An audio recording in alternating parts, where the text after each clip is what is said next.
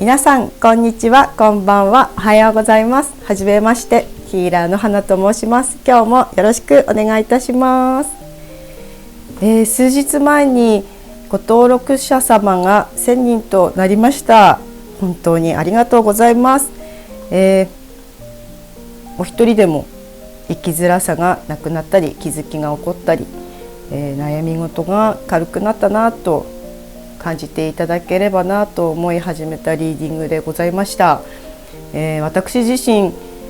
リーディングをすることによって自分の魂と細胞がとてつもなく喜んで音を立てているのを感じています。そして何より自分が浄化されて断捨離したような研ぎ澄まされていく感覚があります。ですので初めの頃リーディングしていった頃と今では自分の中にあった少しだけ残っていた雲が一つもなくなって快晴の状態といいますかね、とても何も変わってないんですけど、周りの環境はただただ生きやすくて幸せになったっていう、周りは本当に変わってないんですよね。はい、で今回も1000人というのが表示された時にすぐにご挨拶してリーディングしたかったんですけれども、ちょっと息子から風邪をもらってしまって時間が空いてしまったんですけれども、変わったことといえばそうですね、引っ越ししたぐらいですかね。それが大きかったんですけどね、とても居心地のいい空間で生活するのが大事だなとは思っています。今日は、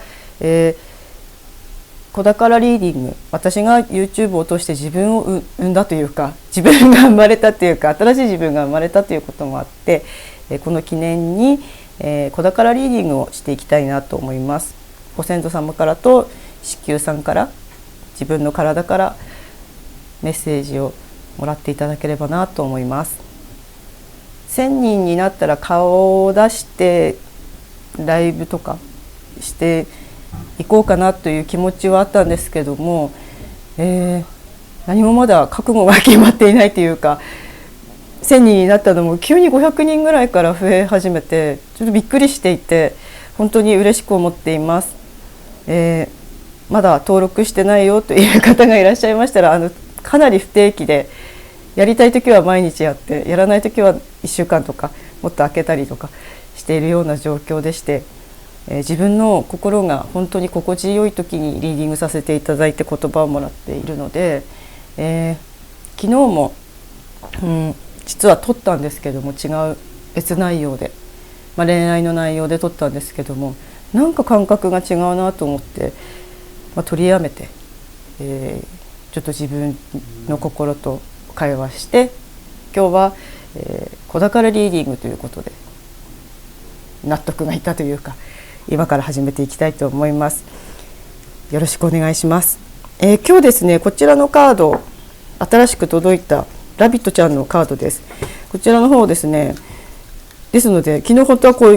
1番から見ていたりとかね、いろいろしてたんですけども、実はなのでちょっと順番がもうぐちゃぐちゃ、シャッフルしたりね、いろいろして結構一緒ですね。そう、なんか変わった可愛らしいカードなので、こちらね。そして英語が苦手な私でもね、単語一文字なので、これは絵も入ってきやすいなって、メッセージも入ってきやすいなと感じております。はい、では今日はこちらのカードを選択肢にしていきたいと思います。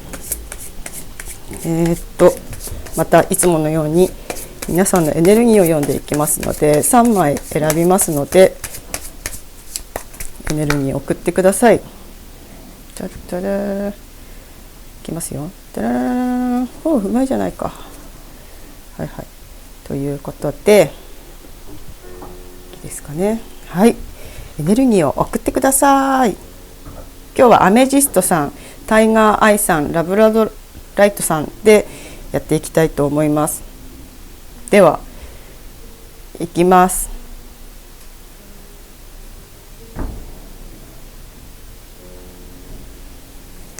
はい、こちらがアメジストさんのカードね。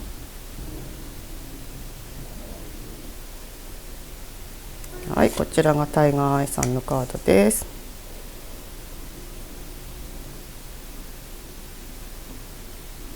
はい、こちらがラブラドライトさんのカードでございます。はい、ということでダンダンそうですね、以前も一度子宝リーディングさせていただいておりまして、私自身不妊治療をしておりまして、体外受精までやるような経験をしています。そして体外受精で子供を授かっていて、一時期本当に子供ができない時はこの世の終わりかぐらいに思ってた時もあるので、まだね出産というか妊娠できなくてできないと思って苦しんでいる方がいらっしゃれば心が軽くなればなと思います。はい、それでは浄化していきます。カードと意識と空間を浄化していきます。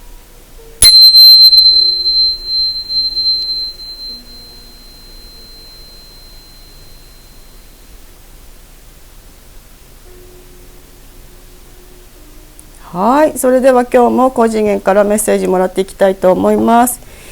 それではオープンしていきます。直感で選んでクリスタルから選んでもよろしいですし、カードからなんかカードが読んでるなと思われたらカードで選んでもよろしいですし、一つ選べないよという方は2つ見ていただいてもいいですし、全部見ていただいて必要なとこだけ、心地いいなと感じるとこだけ受け取りたい方はそのようにしていただければ私も嬉しいです。はい、では、オープンしていきます。ダララララン、アメジストさんオープン。チャッチャラー、タイガーアイさんオープン。今日ちょっと口の周りが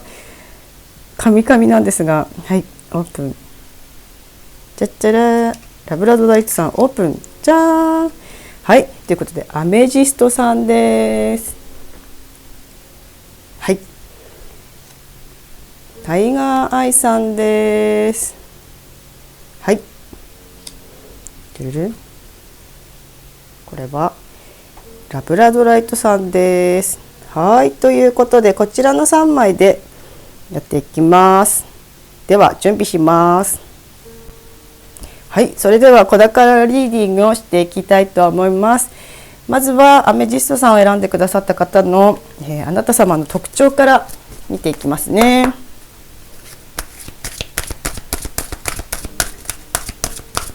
はい、はい、もう1枚ください。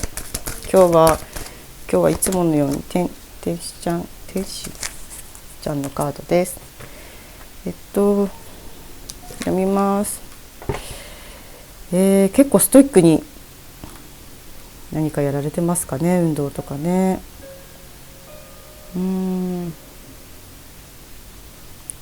そうですね、結構こう何ですかね、せっかちさんというかね、物事こ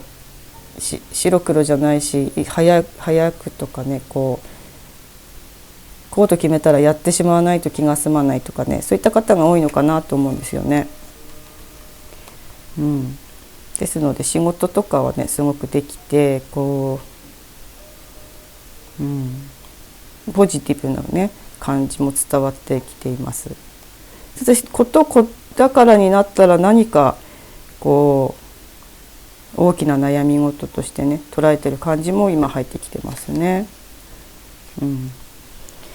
悩むんですよね。わかります。では次、パートナーですね。お相手様。お相手様はねこうどっしり構えてるというか、なんでしょう、何かを悟ってるっていう風に今メッセージ来たので、結構こうそうですね、瞑想されたりとかしてる方もいるのかな。なんかこう精神が整っている感じが入ってきますね。ですので結構お相手様はこう大きく構えていて、いらっしゃる方、何事にもあまり動じないというかね、そう、とてもあなた様を愛してる感情が今入ってきましたね。いいパートナーシップを築けてるんじゃないかなと思います。はい、それでは、お二人の現状を見ていきます。サイキックさんからサイキックオラクルカードで、3枚もらいますね。そっか現状ね。そう、とてもすごくお待ちなのが伝わってきます。子供様をね、子供さんを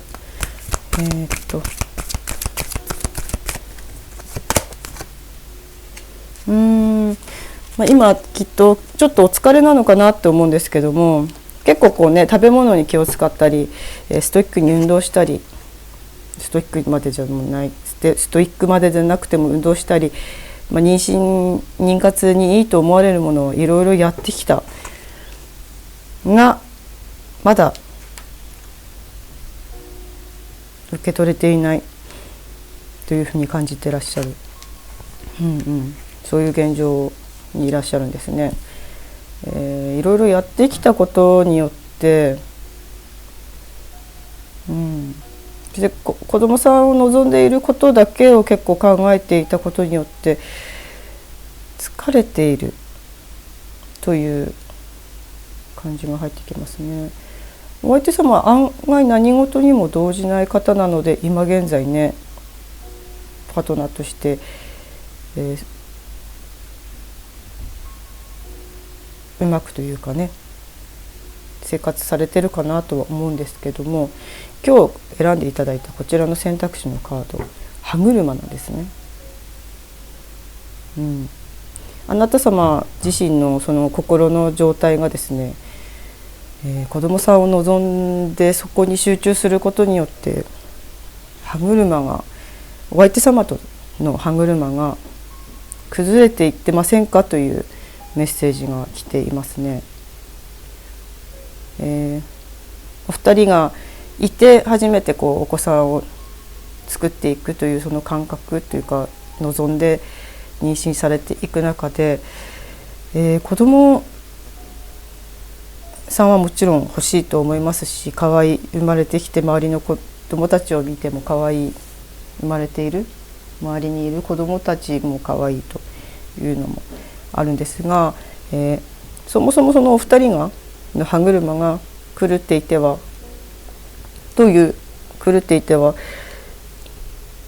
赤ちゃんがせっかくお空で待っていても降りてきませんよというメッセージなんですよね。ですから次、今起きていることの意味ちょっと見ていきますが、お二人の愛を確かめるためっていうふうにももう出てるんですよね。なんか感動して泣きそう感動っていうか苦しいですよね。そう苦しかったんですよね。アンベジストさんご覧になってる方ね。いやすごい入ってきますね。すごいね、いろんなことがその妊活中にあったのかなと思うんですよね。では今起きていることの意味ね。いや涙が止まらないな。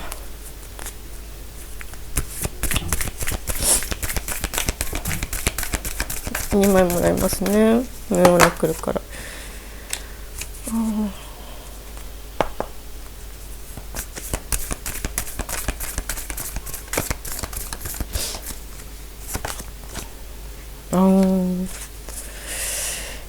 ですね、今起きていることの意味が結構深いというか、子供を望むことはとても自然なことですし、ご結婚されたらすぐに妊娠できると私は思ってたし、思ってらっしゃる方も多いんじゃないかなと思うんですよね。その中で、できない日々が続いたことによって、自分を責めたりしてませんかというメッセージですね。そしていろいろやってきたからこそ責めてしまうというのもあると思うんですけども、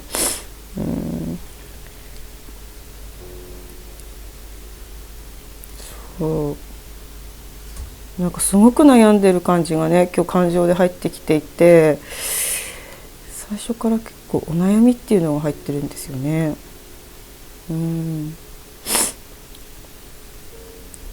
なぜ今この状況が起きているかと言いますと、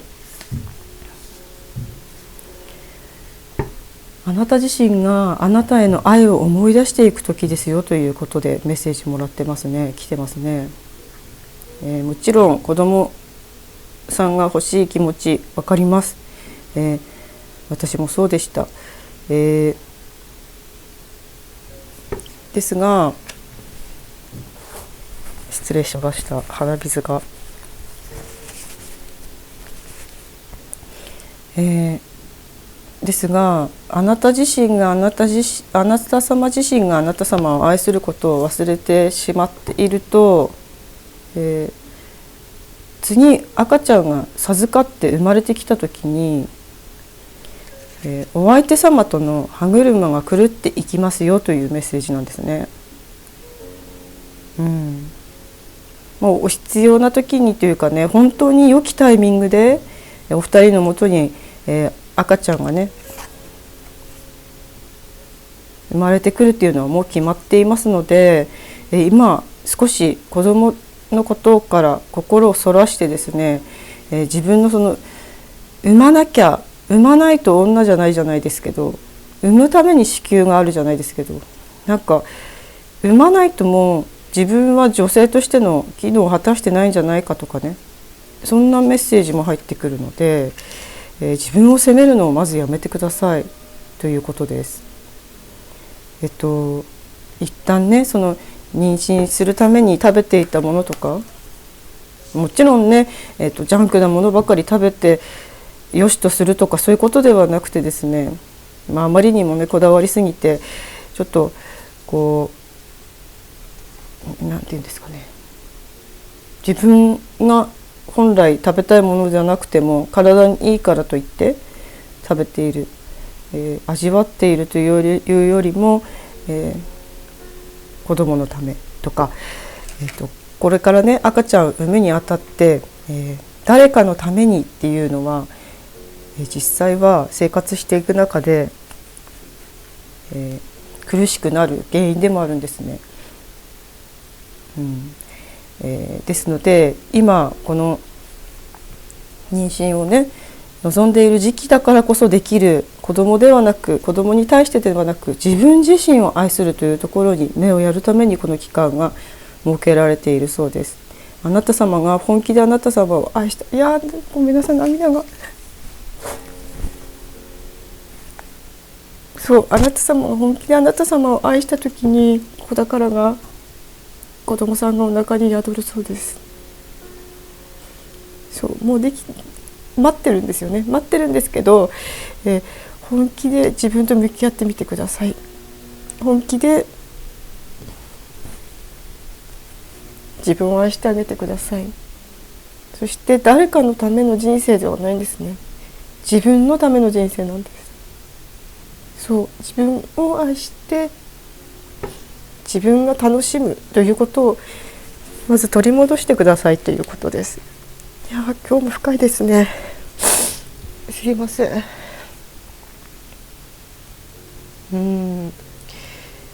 そうなんですよね。じゃあ今子宝のね妨げになっているのがセルフラブ、自分を愛することからを忘れてはいけないですよということなんですよね。あなた様自身が、お仕事だったり、例えばなんですけれども、お仕事を各国に結構詰め詰めでやってる方は緩んでくださいという意味もありますし、逆に子供を作るので働かないとかね、そういう方であれば逆に少し外に出て働いてみるとか、少し何か、やりたいことがなければあれなんですけども、自分にちょっと解放をできるようなこと、自分が解放されるようなこと、場所お仕事まで行かなくてもですね、何かしてみるということをちょっとしてみてくださいと。意識を一旦子どもさん、赤ちゃんから2月から離してみてください。そのチェンジした心があなた様、に今必要で、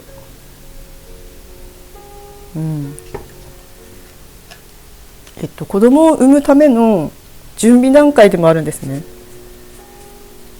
その何かが手に入らないから幸せじゃないとかね、そういうことではなくて、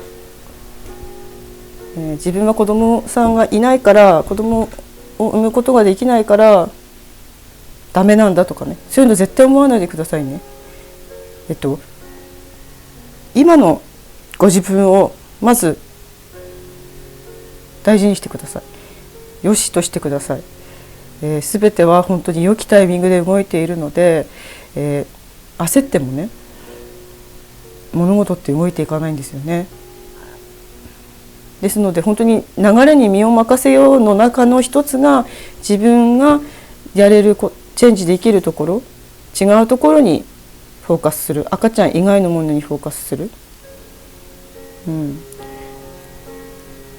少しだけ心の中でいつできてもいいやって思えるぐらいの時に生まれてくる可能性って大きいんですね、この感じでいくと。ですのでそう思って流れに身を任せて、自然に幸せにもう今の時点で幸せだと感じられることによって、生まれてきた赤ちゃんもとても幸せな時期に幸せな状態で生まれてくる時も幸せな状態ですし、夫婦の中もね、とても今この歯車が出てるので、ギスギスしてない状態で子育てしていけるんですね。ですので妨げというかね、本当に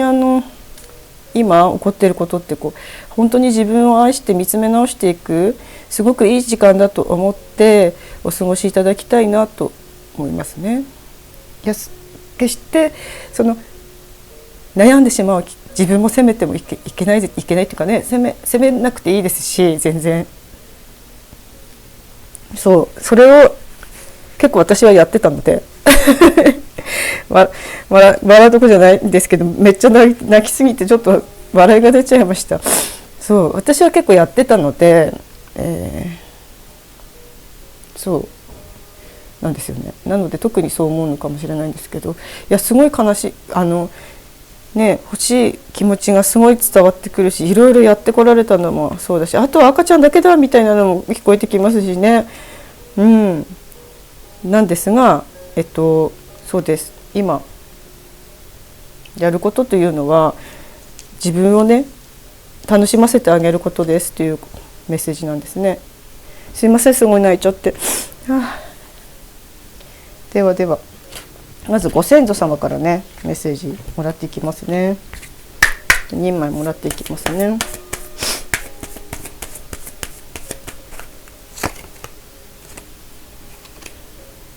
そ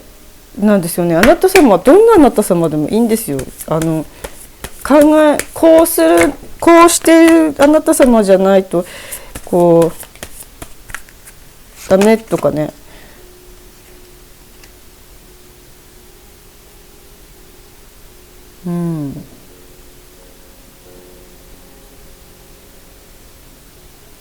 本当に欲しいと思っているものを受け取れるので、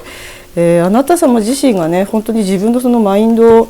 必ずいつか子供は自分のところにやってきてくれるし、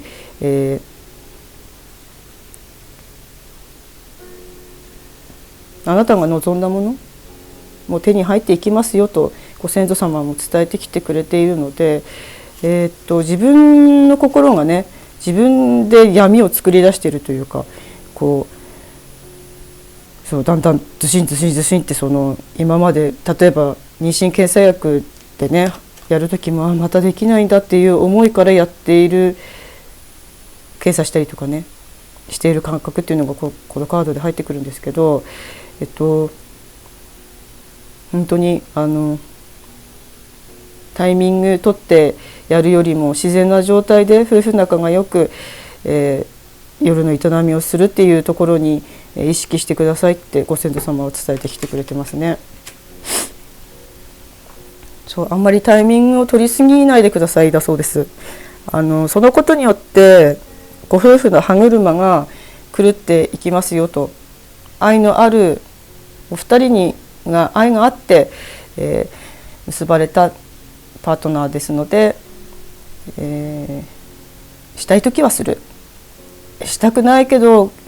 その日じゃないとダメだからするっていうのを一旦やめてみてくださいと、年齢的にとおっしゃる方、年齢よりも心が大事ですというふうにメッセージ来ています。すごいな。そう、なんかあれですね、本当に守られているのでね、大丈夫ですよ本当に。ね、悩みすぎないでくださいね。悩みすぎると悩むことをまた引き寄せてしまう。悩んでも悩まなくてもお子さんは来てくれます。だったら悩まないで幸せなことを考えていながらにして逆に子供が授かる、そんな方法をとってみませんかという感じでですね、なんかニュアンス的にそんな感じのメッセージでございますね。はい、では子宮さんからねもらいますね。スフィーさんから。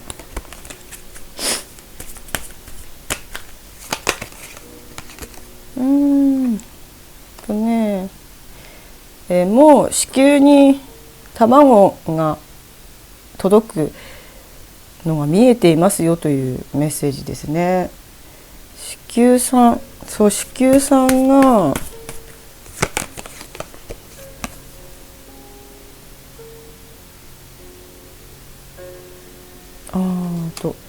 妊娠しているお友達が周りにいる方は、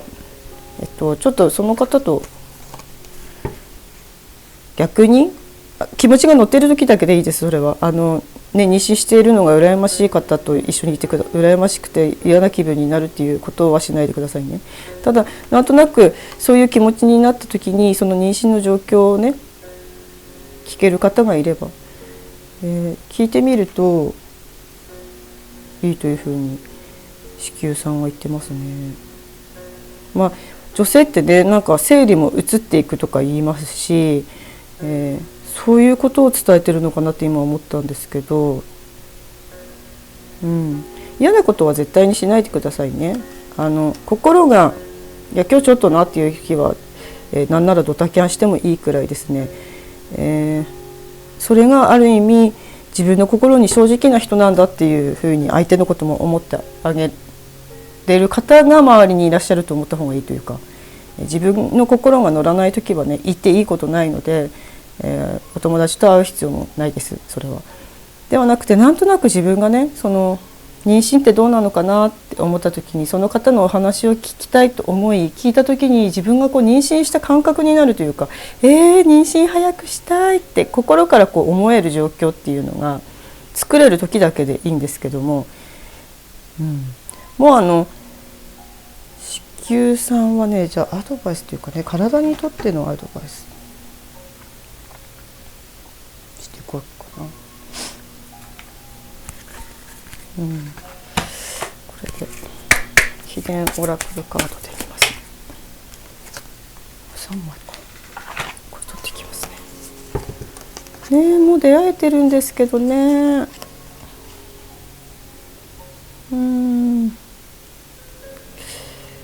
そうもうすぐなんですけどね、かなって待ってはいるんですけどね。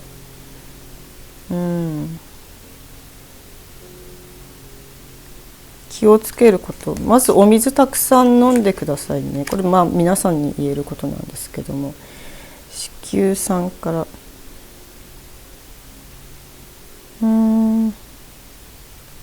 温めるお水を飲むのはもちろん、なんですが、ちょっと便通っていうかねが良くない方は根菜類、特に坊さんって聞こえてきてますが、そうですね、カルシウム、カルシウムと思ってます。あと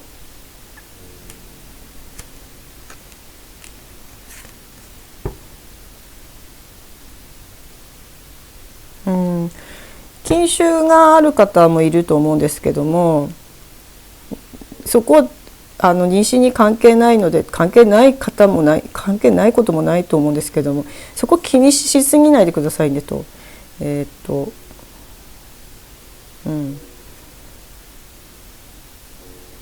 心の方が大事ですよと。その心の状態が良ければ子宮の状態もいい、ですので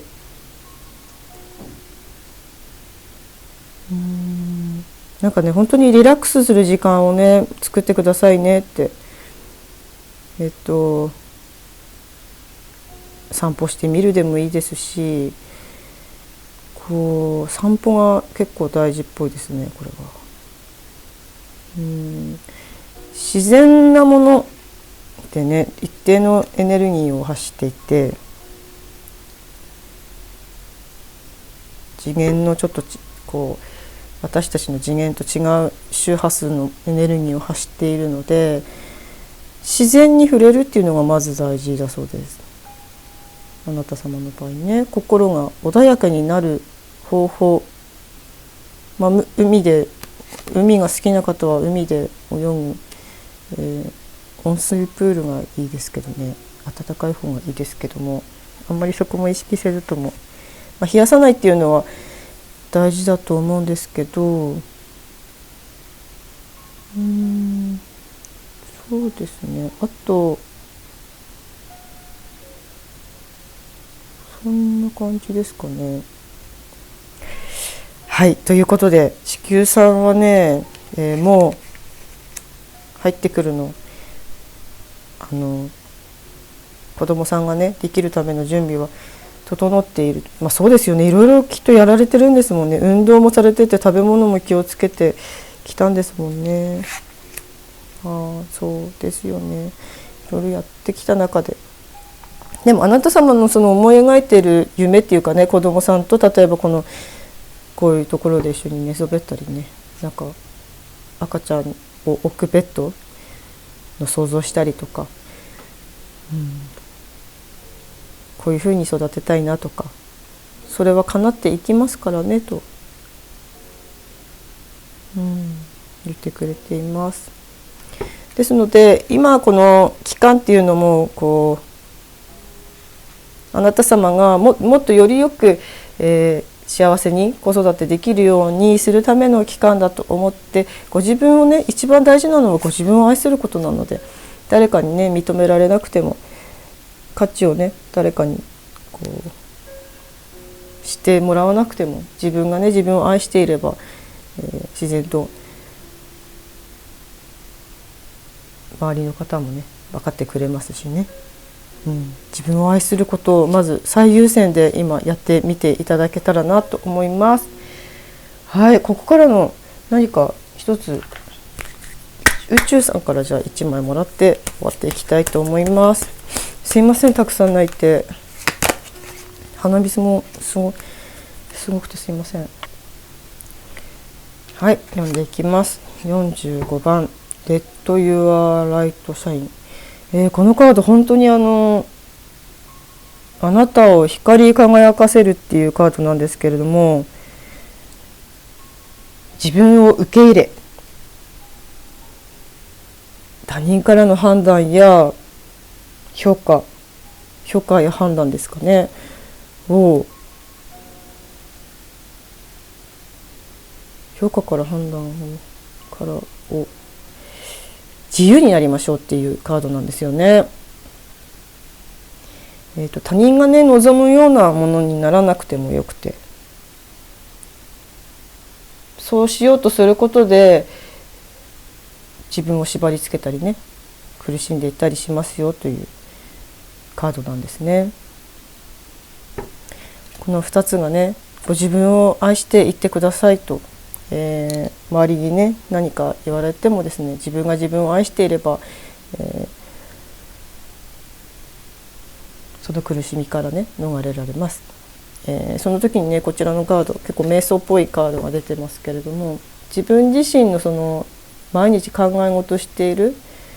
思考、悩んでいるその思考を頭の中から一旦取り払ってください。それは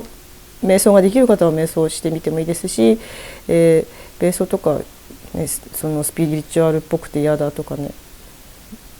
ていう方であれば、ぼーっとして何も考えない無の時間を作ってみるとか、そして自分のこのハートにあるね、ハートの温かさって、自分自身が持っているハートの温かさを思い出していくというところを意識してみてくださいということです。はい、今日のアメジストさんのリーディング以上でございます。とても悩んでいらっしゃったんだなっていうのが伝わってきて、一緒に泣いてしまいました。必ずね、あなた様が幸せになる方向に導かれているので、ここからの時間もねリラックスして安心してお過ごしいただければなと思います。何か少しでもお役に立てればなと思います。今日もね皆さんにたくさんの愛と光が降り注いでおります。守られております。はい、今日も最後までご視聴いただきありがとうございました。1000人達成もありがとうございました。また次の動画でお会いできることも楽しみにしております。さようなら、またお会いしましょう。はい、それではタイガーアイさんを選んでくださった方の子宝リーディングをしていきたいと思います。アメジストさんのところでもうすでに泣いておりまして、声がガラガラです。いつもかですので、お聞き苦しいかもしれないですし、また泣くかもしれないんですけれども、よろしくお願いします。ではまず、特徴、あなた様の特徴から見ていきたいと思います。今日はこちらのエンジェルちゃんのカードで2枚まずもらっていきます。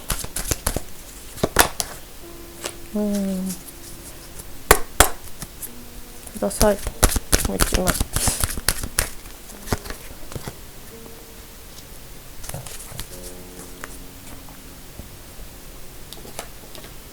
はい。では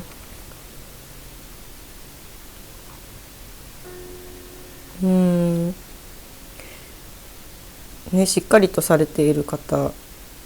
リーダーさんをやったりとかもしていると思いますし、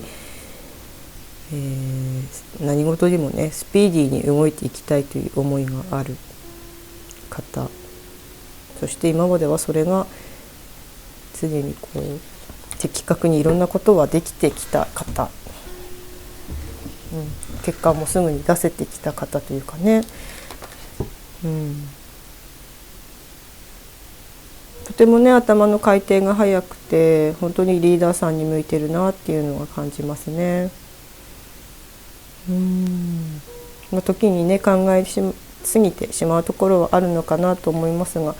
結構リラックスされる方法とかもね自分なりに持っていらっしゃってるなっていうのは感じますね。はい、ではお相手様の状況は特徴を見ていきますね。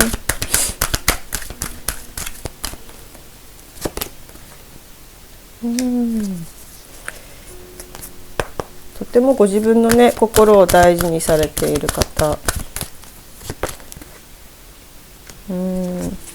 時にあなた様から見ると自己中というかねすいません、そう感じる時もあるのかな。そうですね、なんか自分の心に正直なだけにそこが好きになったけれども、一緒に生活していてそこが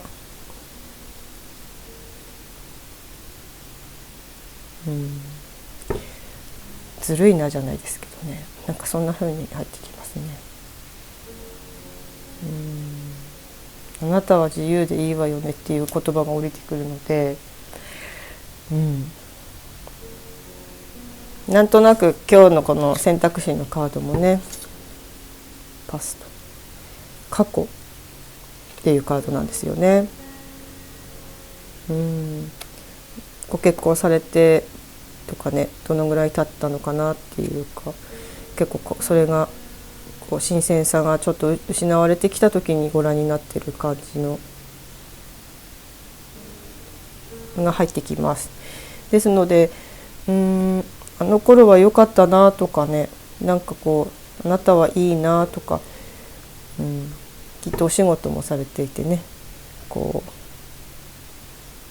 うもう一人子供さんがいらっしゃって、2人目不妊の方もいるのかなって思いますね。そうじゃないよという方であっても、自分がすごく忙しく家事も仕事もされている方が多く見ていらっしゃる。とてもねちゃんとしている方なので、ちゃんとしたいという思いもあって、きっと一緒に生活している中でやらなければいけないことが多い、自分の中でね、やらなければいけないと思っていることが多いっていうんですかね。そんな感じで入ってきます。ではでは、お二人の今の状況3枚サイキックオラクルカードでもらっていきますね。もう1枚、もう1回お願いします。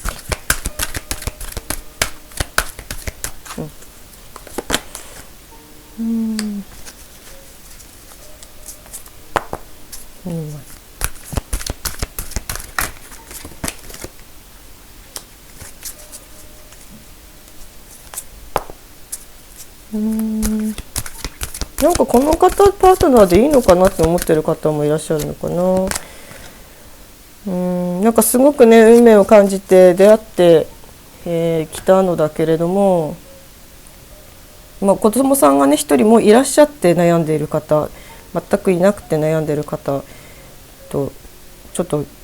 ニュアンスっていうかがちょっと違うかもしれないんですけど、ちょっと悩んでいる、運命を感じたお相手なんだけれども、結構ね自己中っていうのが最初から入ってきてたので、自己中じゃないよ、すごく優しいだけ、優しさはあるんですよ。すごく優しさは入ってるんですけど、自己中の方がなんか今勝ってるんだろうなっていうのがあって、運命だと思ったお相手なんだけれども、この人でいいのかな、でももう一人子供欲しいなとか、子供は欲しいんだけど、この方でいいのかなっていうニュアンスがこのカードから入ってくるので、そうじゃないよということであれば違う選択肢の方がいいのかもしれないですし、ここから今起こっていることの理由っていうのを見ていくので、そう感じさせるのは何でなのかっていうところをねちょっと見ていただきたいなと思いますね。今起こっていることの理由、何で教えてくれますか。はい、ニューオラクルさんです。はい、2枚。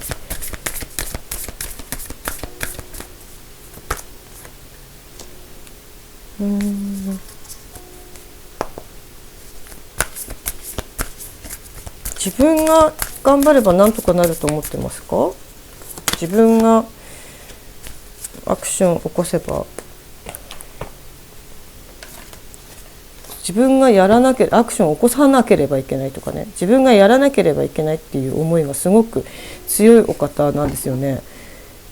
今起こっていることの意味としては、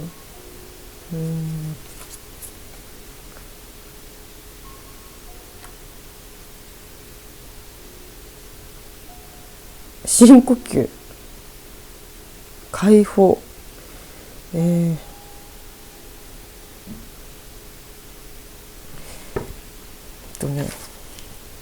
過去素敵だったお二人の状態に一旦戻るためとも入ってきますね。なぜ今のパートナーシップが、色あせたというかね、あの時は良かったなのにって思うような状況になったのかといいますと、あなたが自分の心から目を背けていたからなんですね。もっと、どちらかというとリーダーシップのこちらのカード出る方っていうのは男性性がちょっと強めですので、姉御肌というかね、結構こちらの方甘え上手だったりとかして何でもしてあげたいと思ってただろうし、できる方ではあるんですね。ただ本当に男性性が強くて女性性がちょっと少なめだと、どちらも決して少ない多いがいい悪いとかそういうことを言いたいのではなくて、女性性が少ないとどうしてもこう与えてもらうとかね、そういうのが苦手なんですよね。自分が何とかしなければとか、一人で何とかやんないとか、弱みを人にまず見せれないんですね。でその中で、受け取ることもできないので、お二人のバランスがパートナーシップが崩れていくんですけれども、なぜかというと、あなた様は、自分のエネルギーが枯渇しているのに、与えようとするんですね。どちらかというと自分の感情なので向き合ってなかったんですよね、今までね。説明が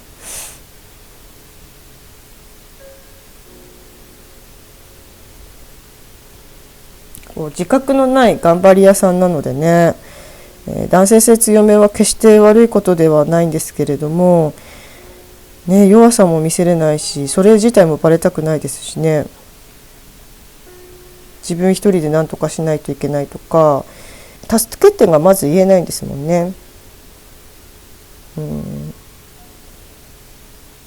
ですので今起きていることっていうのは、これどなた様といってもね、こういうパートナーシップになっていってしまうっていうことなんですよね。ですのでこの人なのかなと感じる前に、この人だから結婚したんだけれども、自分がその甘えるのが下手だったり苦手だったりね、助けてが言えなかったりとか、外側で鎧をつけているような状態で生きてらっしゃる。ですので今から自分の感情とかね、感覚を大切に扱っていってくださいという、そちら側にアクションを起こしてくださいっていうカードなんですね。自分では感じてないかもしれないんですけども、自己犠牲みたいになってるんですよね。与えるだけで受け取れない状態、そのことによって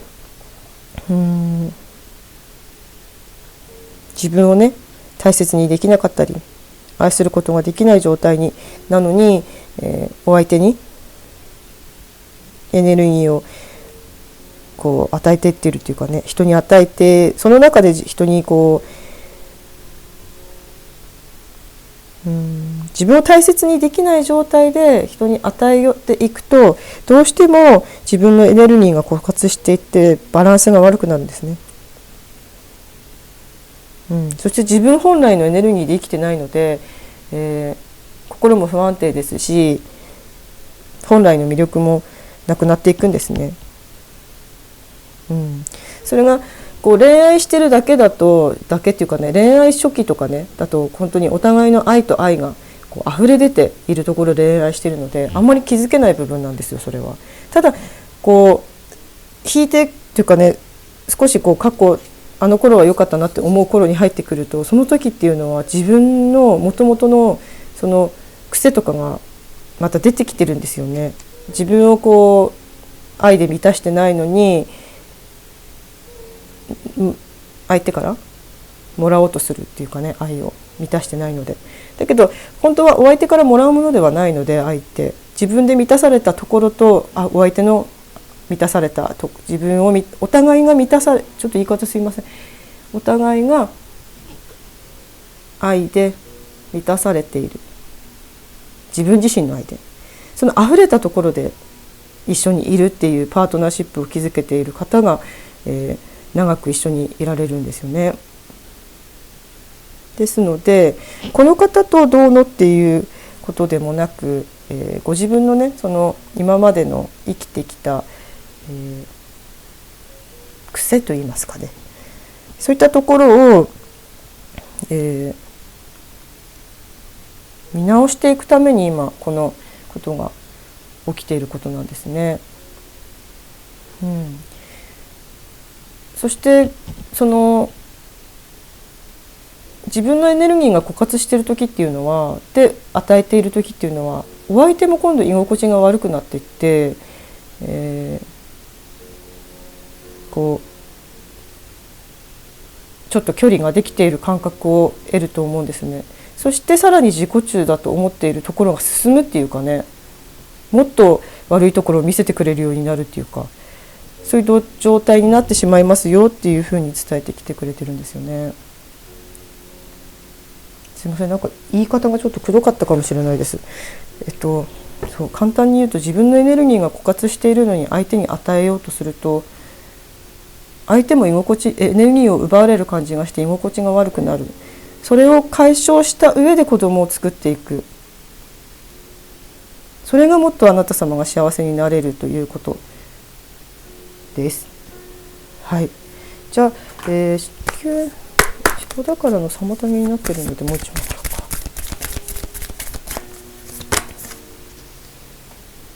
そう自分のやっぱり心を取り戻していくっていうのがね、子宝にとって、これからね産んでからもいろいろ自分の思い通りにならないことたくさんありますので、それを脅してるとかそういう嫌な思いをさせたいとかそういう意味で言ってるんじゃなくて、今自分を整えていくことが今後の人生で子育てにも役立ちますよっていうことですね。イラッとすることも思い通りにならない子供を抱えるとね、それもありますけど、自分自身の心がいつもこう穏やかで平和であるということ、今もですよね。自分の心が穏やかで平和であるということっていうのは、自分が自分の愛で満たされているということですよと。その状態を作り出すために今この時間があるんですというふうに伝えてきてくれています。すごい。そうではご先祖様からのメッセージですね。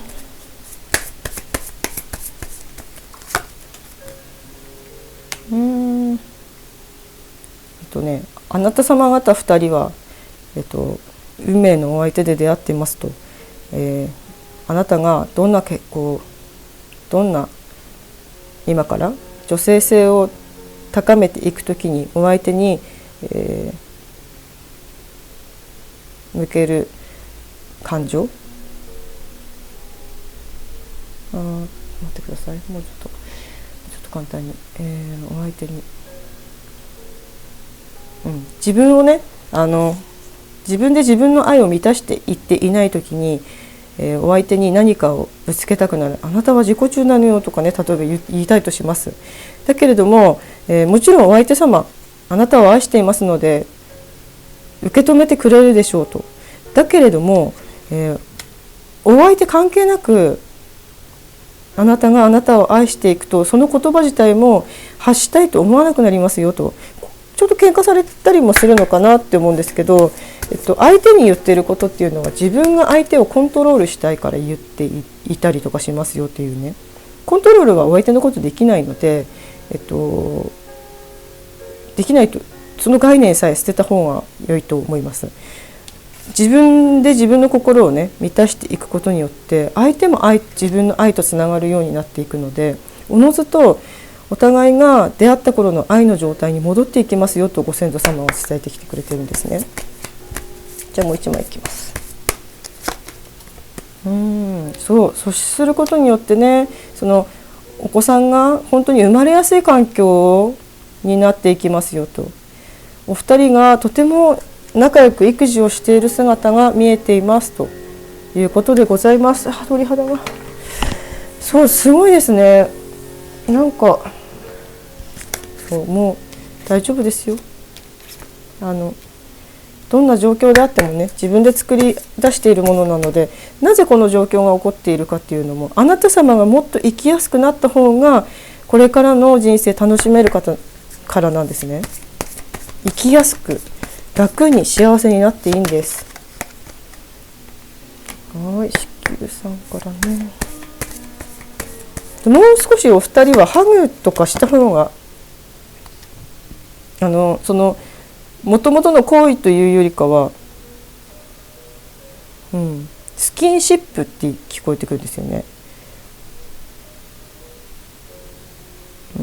あとこう自分がねこんなにしてるのにと思って相手にぶつける言葉って相手に届いてないですよと、なんで聞いてないのよって思うかもしれないんですけれども、そこで揉めるよりもご自分の愛を、もう一度自分で自分の心の愛をこう取り戻していくところに着目してくださいと。お相手関係ないんですね。お相手はあなた様に、あなた様が出している今の周波数、感情、思考を投影して出してくれてるんですね。なのですごく自己中で何なのって思ってしまう時はご自分もご自分の心、ご自分が自分の心を粗末にしていると、自己中ぐらいになってもいいんだよあなた様もということを伝えてきているということです。相手のためにと思ってやっていること自体がお相手のためになっていないということでございます。厳しかったらごめんなさい。そうだそうです。でも思い当たる方はね、相手のためにって思うのであれば自分のために全部の時間を使ってくださいと。例えば一人でホテルに泊まってみるとかでもいいそうです。なんか一人でやってみる、ちょっと離れてみるでは、お金がっていう方もお金よりも自分の心を取り戻すというところに今は気を配ってみてくださいということでございますね。よし、これ結構ね細胞がお水を欲していますね。食べ物もねお野菜とかもね不足気味なのかな。何食べてもいいんですが、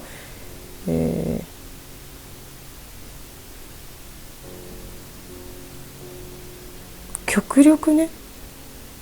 この方は食品添加物にちょっと目をやってみてくださいって言ってるので、本当に、食べ物で子宮、女性の毒素というかね、不要になったものが全部子宮に行きますので、男性は肝臓ですので、結構ね子宮がなんか水も欲してますし、子宮が栄養素を欲してますね。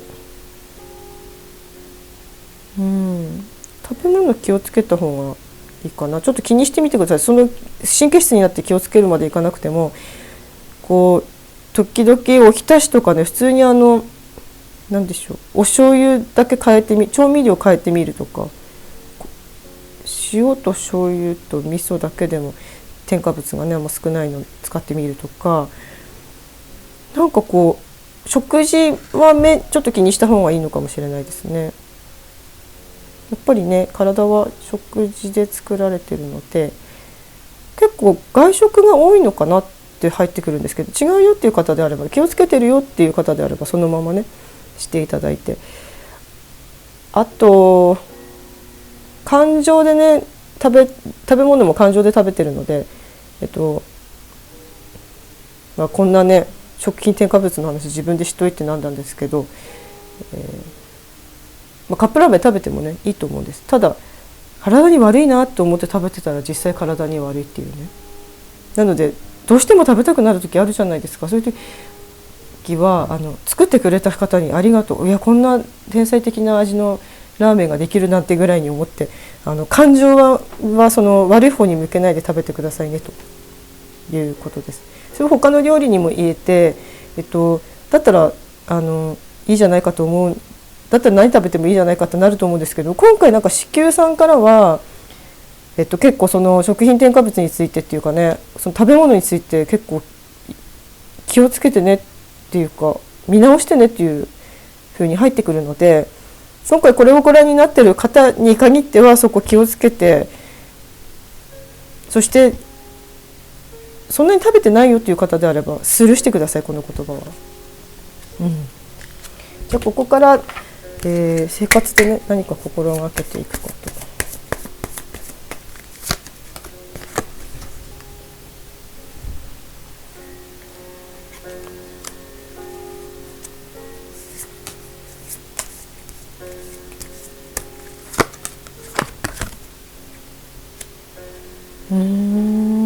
ここは結構パートナーシップのこと言われていて、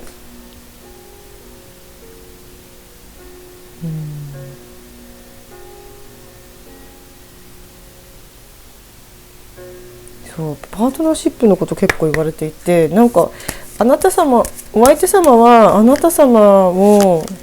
本当にお好きなので、ね、もうエンジェルちゃん来るのでね、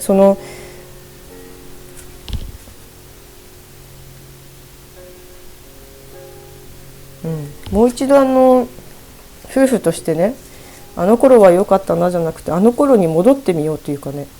あの頃以上の夫婦生活、だんだんその相手を好きになるような生活するようになっていくし、そうしようと思ってみてください。結構ね、相手のこと冷めちゃったとかなんか嫌なところ目につく時っていうのは、自分の女性性がね枯渇している時でもあるんですよね。エネルギーがその女性性に目がやれてない時だったりするので、本当にお相手というよりかは、自分の心が寂しいんだというところをもう一度気にかけてみてくださいということです。その先にはね、もう赤ちゃん来るっていうのはね伝わってきていて、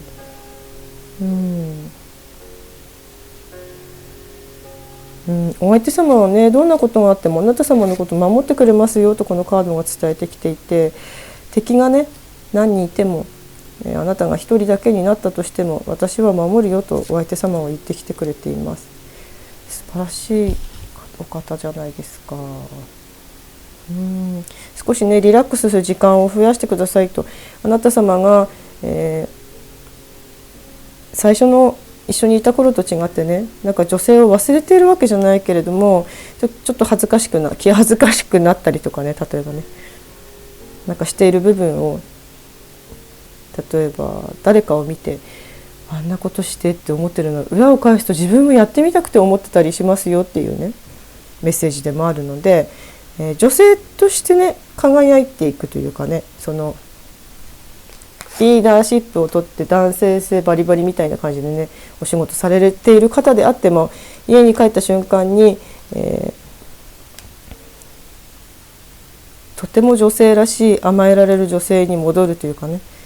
そういうのをちょっと意識してみてくださいということでございました。またね素敵なパートナーシップを築くためにこの時間があって、そしてその先にお二人の素敵な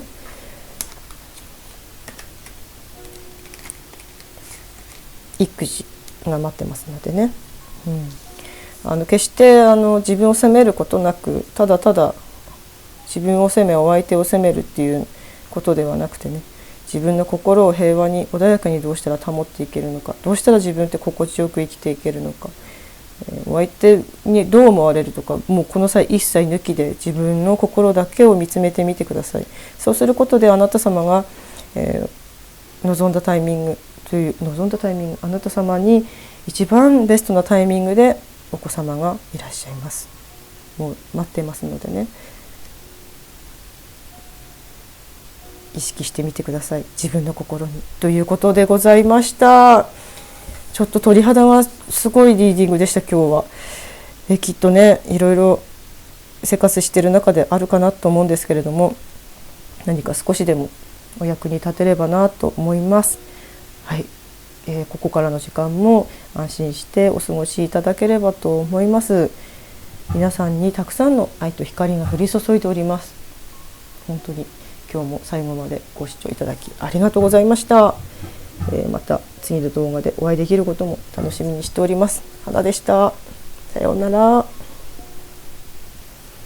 はい、それではラブラドライトさんを選んでくださった方の子宝リーディングをしていきたいと思います。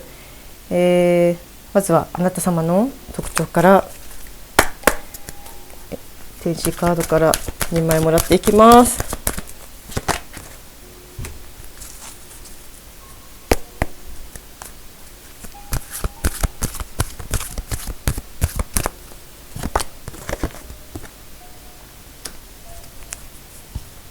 うん、この方はもう穏やかさのナチュラル、ナチュラルに生きたいっていう感じなんですかね。なんか入ってこないな。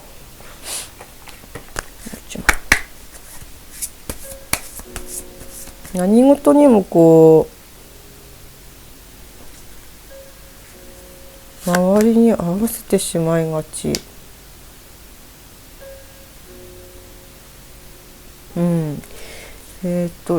どちらかというとね、自分の意見をこう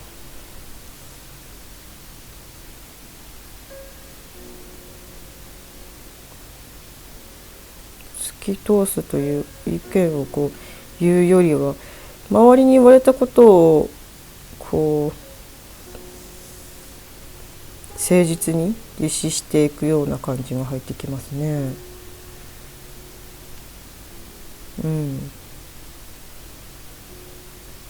そう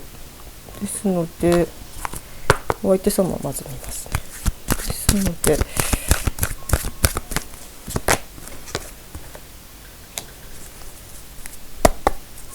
お相手様は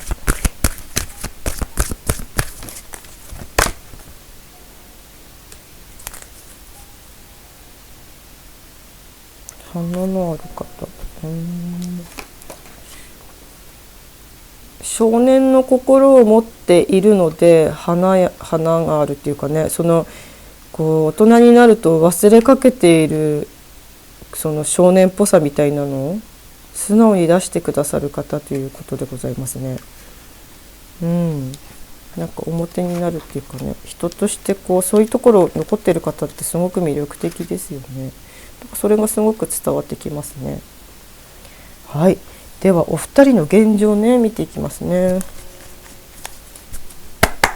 はい、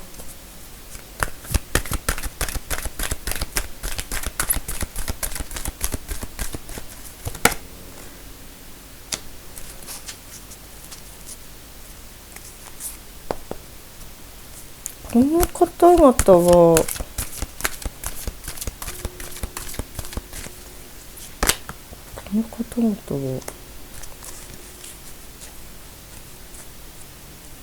ご覧になっている方は、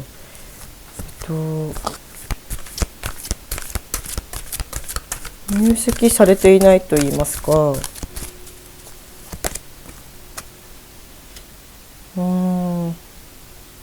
お相手様に、別れてくれないパートナーがいるとかね、そういう感じで入ってくるんですよね。違ったら違う選択肢見てください。結構こうツイン的な要素で、ツインレイ的な要素で引き合ってしまっているんですよね、お二人が。でも、他にもいらっしゃるんですよ。ですので、もうすでに結婚されてから出会ったとか、そういう状況の人がいるのかな。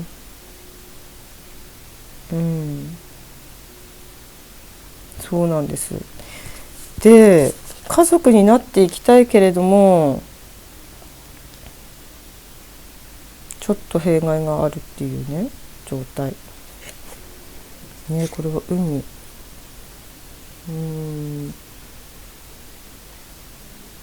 助けてと言っていますよね。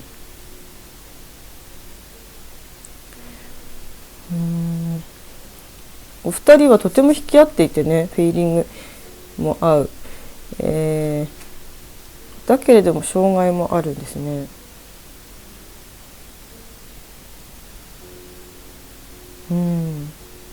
だからリーディングなのですが、このままどんな状況でもね、そのお子さんは望んでいいですし、人生にそのダメなことなんて一つもないので、こうダメって宣言つけてるのも自分たちですし、自分がそれで心地よいことであれば、それは経験したかったことなので、というふうに私は今は思っています。はい。今起こっていることの意味をじゃあ2枚もらいますね。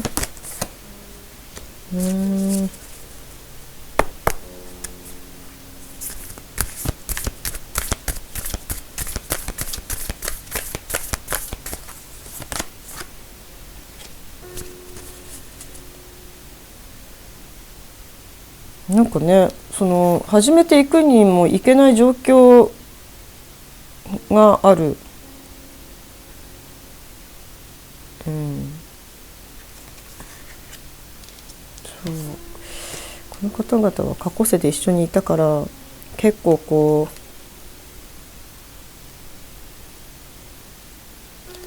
引き合ってしまうのでね。もう一枚もらおうかな。宇宙子宝の妨げにもなっているもの。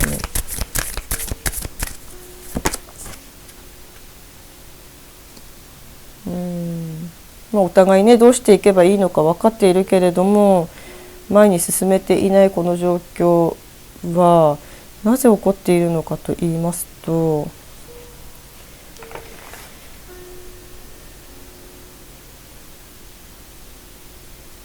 2人の愛が試されていると言ってしまえばそれまでなんですが、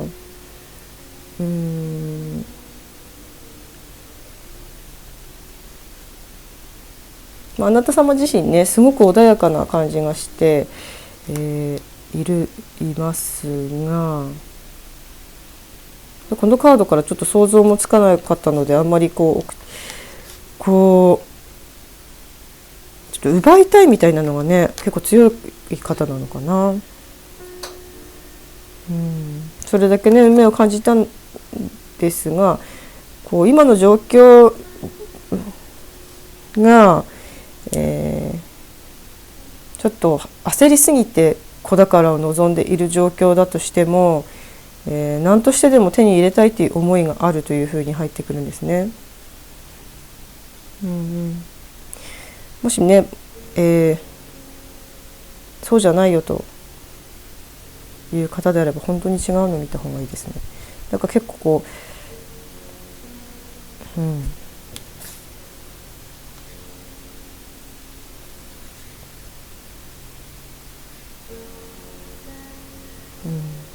その人の子供がどうしても欲しいんですもんね。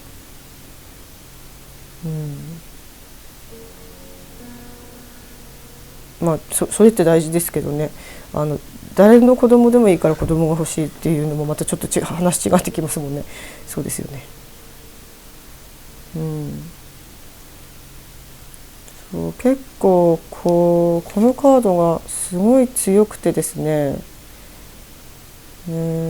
何としてでもその人の子供が欲しいという心がバンってくるんですけど、でも始まっていけないのは今の状況のまま進んでいっても、明るくはないということなんですよね。焦りその先のね人生が。なのであなた様にはとてもねすごく知恵があって実は全部分かっているので、本当にそのお相手との子を望んでいるのか、お相手を手に入れたいだけなのか、執着することによってねだんだん感情がこう溢れてしまっている、お相手に対する気持ちがね溢れてしまっていることで、少し目をそらしてほしいというね、少し目をそらしてほしいというふうに入ってくるんですよね。そう。じゃあご先祖様からね聞いてみようか。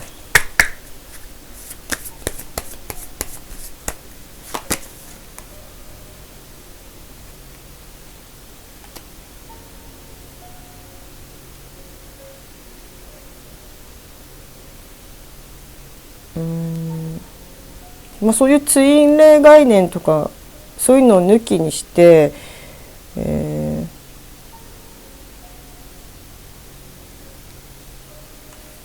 この人と出会ってこの人でなければという概念を取り払った上で、あなたはどんな人生を望んでいるんですか本当はと、どういう恋愛を望んでいるんですかということを聞いてきてくれているというか、言ってきてますね。もっと輝く未来があなたは望んでいいんですよっていうことなんですね。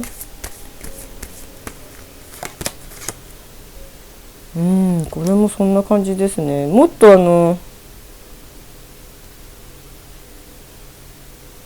あなた自身の価値を過小評価しないでくださいねと、あなた様は何かをしたから誰かに好かれるわけじゃないんですよと、もう生まれた時からね、価値っていうのはすごくマックス状態でたくさんあって、だけれどもなんとなく教育されたりね、育ててもらってる親だったりとか周りの影響でこう何かしたら褒められるみたいなね、何かしないと価値がないみたいな、そうじゃないんだよと、あなたは何もせずとももうすでに価値はあるのだから、この人じゃなくてもなければいけないっていう感覚をまずは捨ててくださいと、手放してくださいと言ってますね。そしてあなた自身それを分かっているのに、手放せない、そうツインの概念に縛られているんですね。ツインレイっていう言葉がね、あんまりしっくりこない方は、この人が私の絶対に運命の人だっていうね、観念というかね、思い込みみたいになっている。ただ本当にそう思ってもいいんですけども、運命の人って本当はいっぱいいるんですよね。ですので、この人が運命かもしれないし、そうじゃないかもしれない、みんな運命だと思って結婚しても離婚する人もいる、そういう学びがその人にはあった、自分にもたくさんの学びがある中で、今この人が自分に、自分が成長するために出会っているソウルメイトの一人であると、ソウルメイトっていうのは出会った方みんな全員とも言われていて、自分がね一つの学びを終えると、また次のソウルメイトと出会って、学びをする、それが恋愛だったりね、出会う人だったりします。そういうことを伝えてきてくれていて、今その一つのところ、その一つだけここ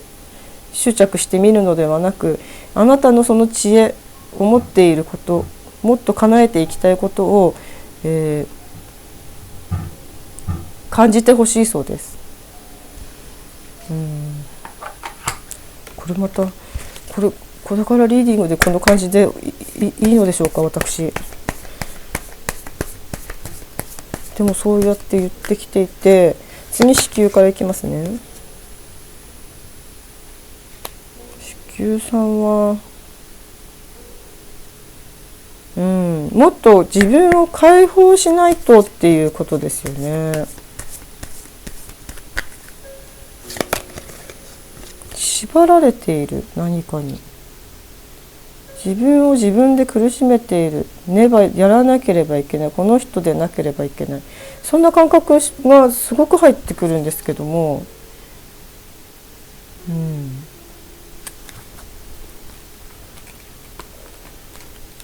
でもね、これお相手様にもう一人いる、自分、そうなんで、お相手様にもう一人いるってさっきから言ってるよね。どういうことですか？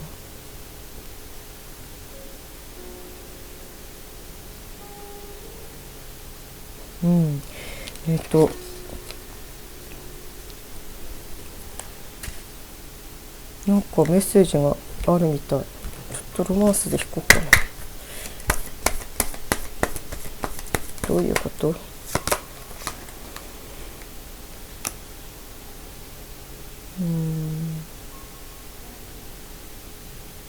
出会った時にね、電気が走るようなというかね、この人だと思ったのですね。わかります。そう、離れられないかもしれない。ただ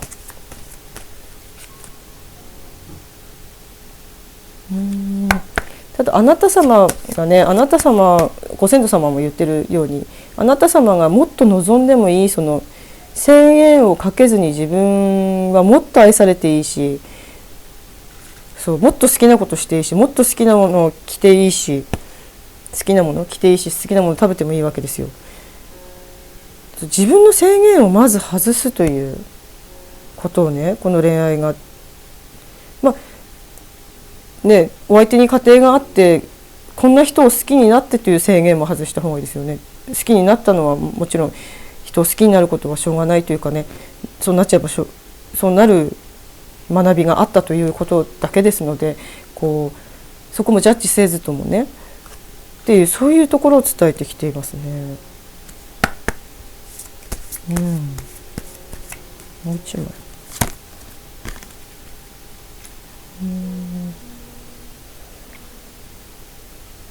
ね、本当にフィーリングが合う相手という認識が強いお方なのですね、お相手とね。どんな状況でもね、今この方のお子さんを産む産まないも関係なくですね、どんな状況であってもご縁があれば必ず戻るんですよね。どんなに離れてもね。なので一旦手放してみるっていうかね、お相手の愛を試すってさっき入ってきたんですよ、実は。そう、さっき一旦消えてその言葉だ。そう、お二人の愛を試してるというよりもお相手の愛も試してるんですね。いや、試すという言い方もね、ちょっと嫌っていう人もいるかもしれない。本来のね、自分はフィーリングがいいと感じたりとかしたその直感みたいなのを何ですかね、早くこの関係をツインだとがっちりした証拠が欲しいみたいな感じの時ってあるんじゃないですかね。なんかそういう感覚が入って本物だと私はツインと出会った本物だと周りに知ってほしいじゃないけど、自分が真実の愛を見つけたことを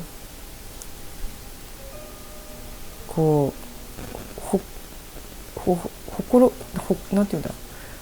喜んでる感じっていうかね、とかな感じがありますが、じゃあちょっと子宮さんからねメッセージもらおう。子宮さんからもらったね。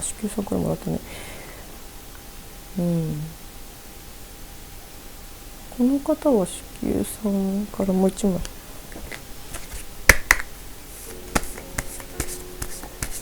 なんかストレッチとかね、体を動かすのは大事ですよって来てますね。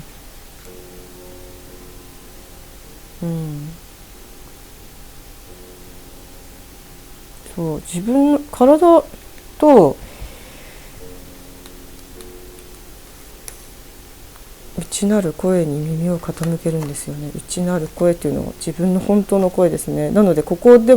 ご先祖様が伝えてくれていることとこちらのこと子宮さんが伝えてくれているのと結構似ていて、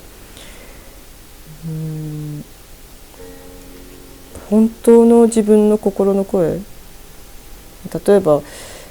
運命の人がたくさんいたとします。今出会ってないかもしれないけど、といったところで考えてみるっていうのが大事なようですね。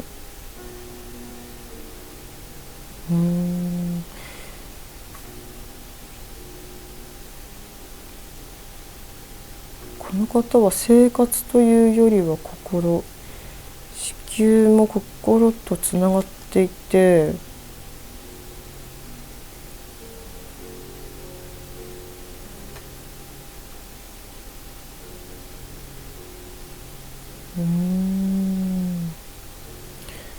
細胞レベルで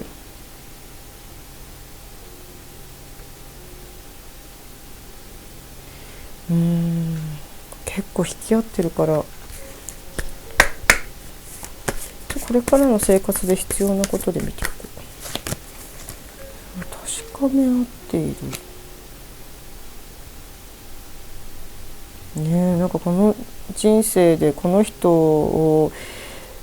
探し当てたっていうかね、多分すごい偶然、シンクロが重なってて偶然とかね、なんかいろんなことがあって出会ったんだと思われるんですけど、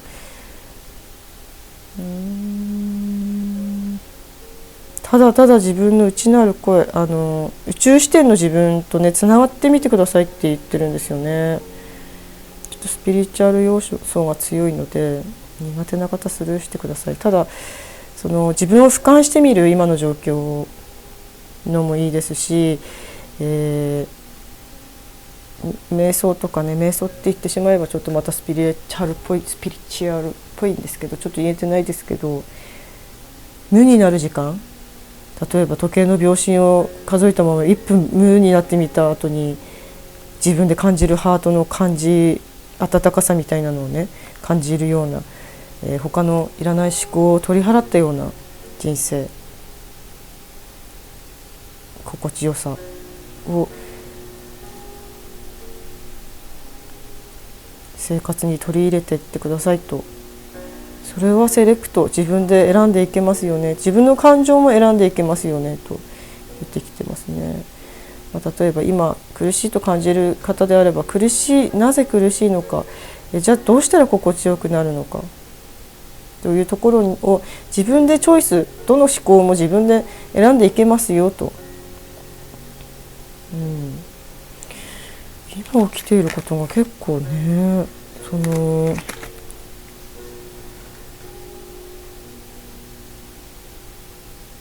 相手の愛も試してるってことは自分の愛も試してるんですね。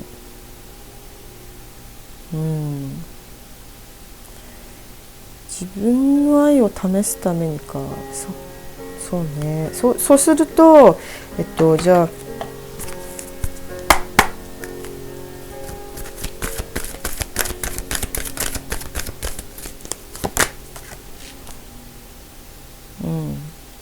そして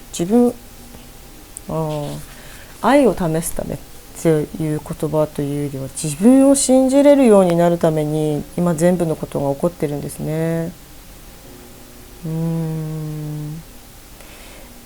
そうですね。自分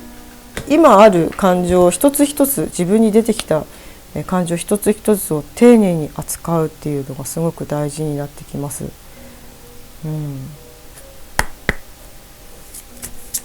ヒーリングか、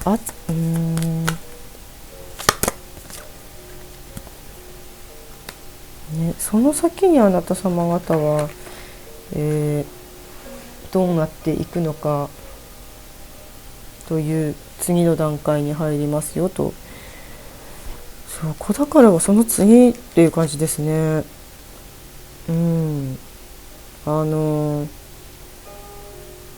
子供さんよりもお相手を信じなくてもいいです。自分です。お相手うんぬんって思ってますけど、執着とまたちょっと違う。自分を信じて相手も信じて、だから絶対この人だっていう執着的なことではなくて、私は必ず幸せになっていけるし、それが普通に自然なことなんだという信頼ですよね。粗末な扱いをされる自分ではないということを、このカードたちが、高次元たちがね、高次元が伝えてきてくれていて、どの感覚も自分で選び取れるので、決して自分を責めないでくださいねと、言っています。そうね、このカードもね、24番、瞑想で自分の心も体も不調も、病気や体調の不調もね、良い方向に向かっていきますよっていうカードなんですよね。そしていろいろ考えすぎて悩んじゃったかな。なんかね、結構一つのその考え方に強くとらわれているようなね、強い感じが入ってくるんですよね。これ最後に読んでみようかな。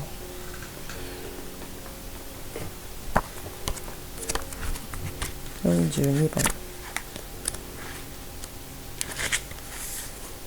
神の月。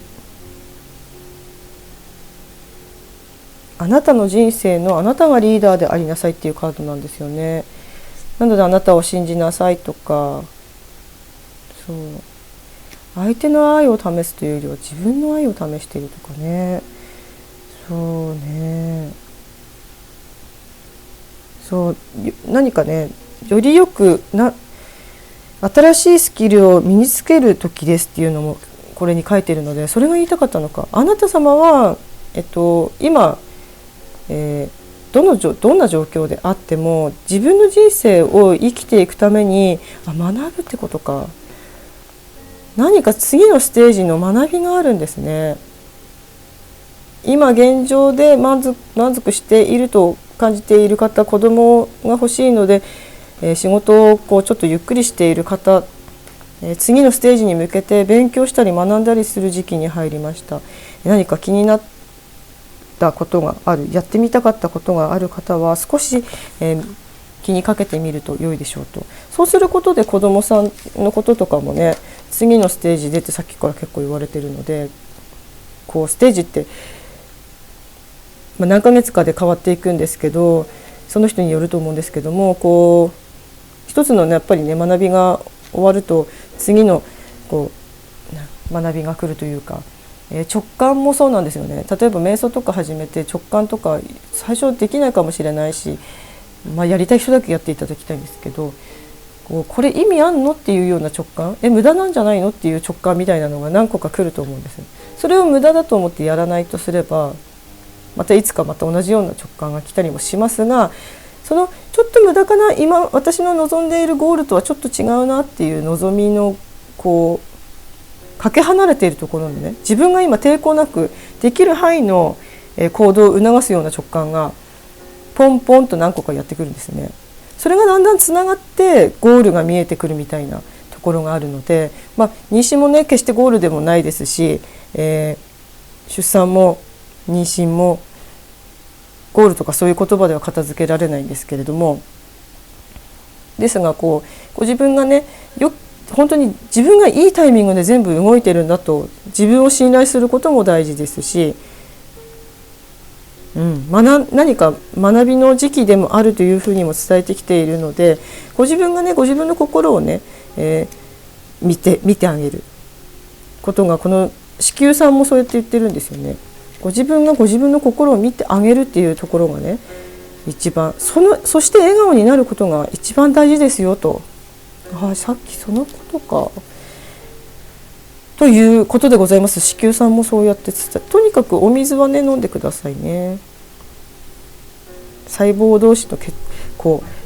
なんていうんですか、調和が取れていくので、人間の体は水でたくさんできてるのでね、そうすると自分を信じていったりとかね、信頼するようなメッセージが降りてきたりとか、妊娠するために例えばこれをしてみたかったことをしたら、なぜか妊娠が逆にそのことによって妊娠が叶うようなことに導かれるというようなことも入ってきてますね。自分が妊娠のために学ぼうとしてないけれども妊娠したっていうようなゴールになったりとかするそうです。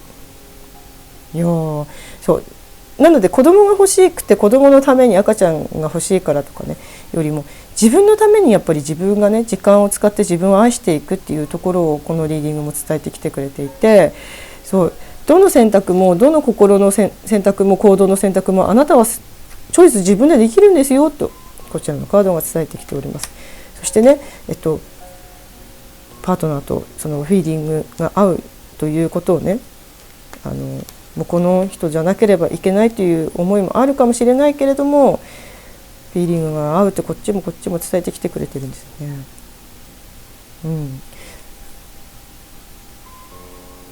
どんな状況であっても自分の心を忘れないでくださいねと、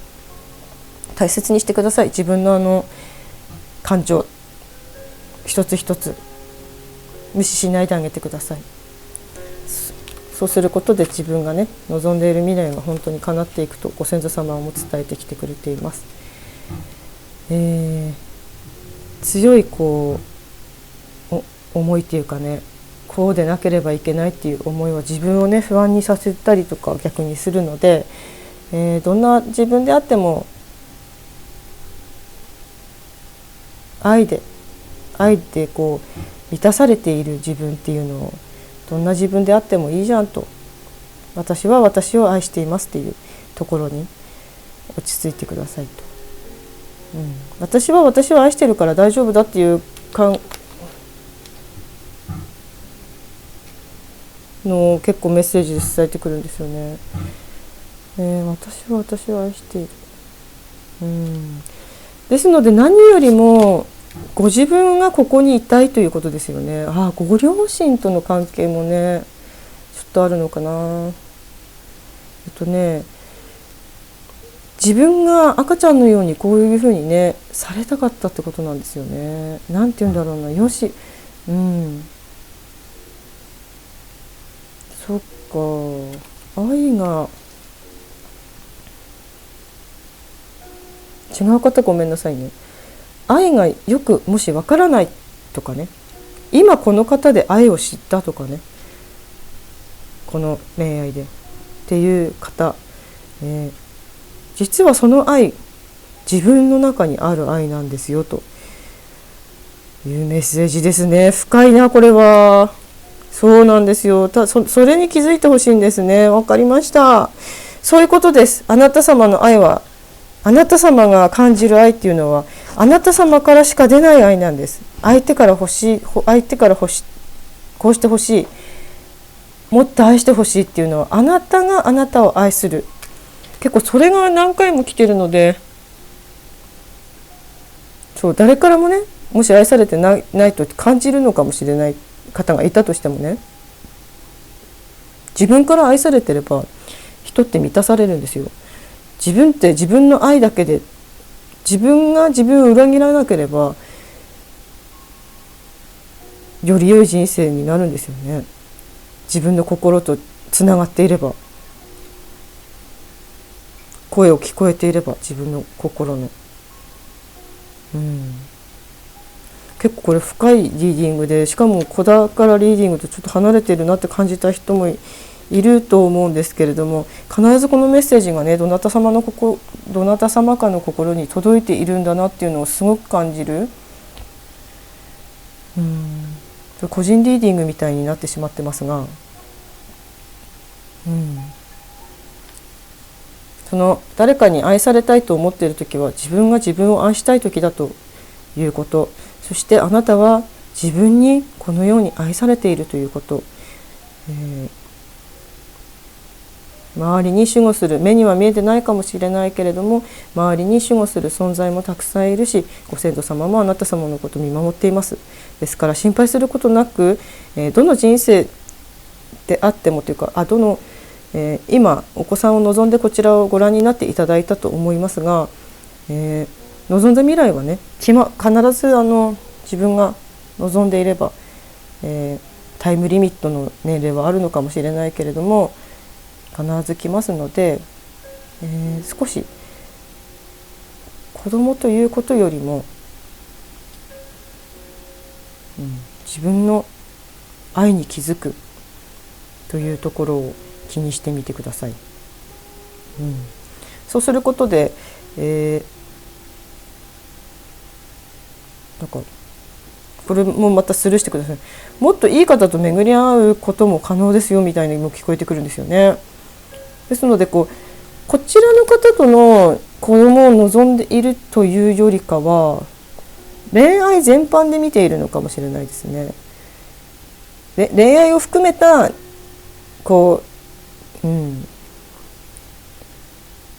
恋愛からの妊娠みたいなところに、あとは本当に子宮からメッセージが欲しかった方もいるのかな。この先子供産めますかみたいな思いますよね。私結構思ってました。ちょっともう一枚もらおうか。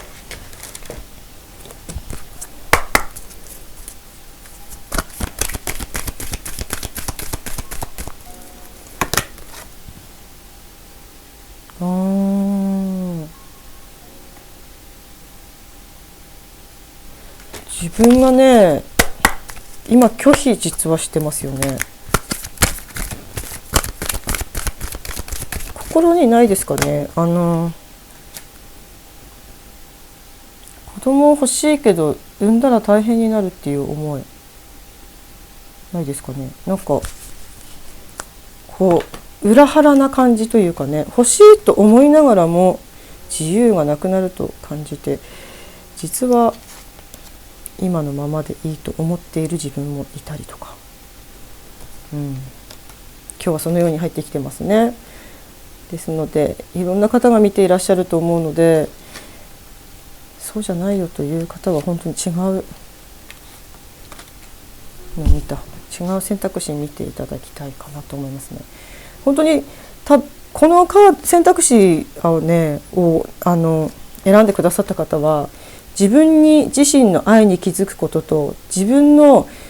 感情も行動も自分で選択できるということを、が必要なメッセージだと思いました。はい、ということで、ちょっと納得いかないリーディングだなと思った方には申し訳ないんですけれども、以上でこちらのリーディング、ラブラード大斗さんのリーディング終わっていきたいと思います。はい、今日もちょっと長くなったかな。何か少しでもお役に立てればと思います。ここからの時間も安心してお過ごしください。たくさんの愛と光があなた様に降り注いでおります。また次の動画でお会いできることも楽しみにしております。ありがとうございます。さようなら。1000人もご登録者様も大変ありがとうございました。さようなら、花でした。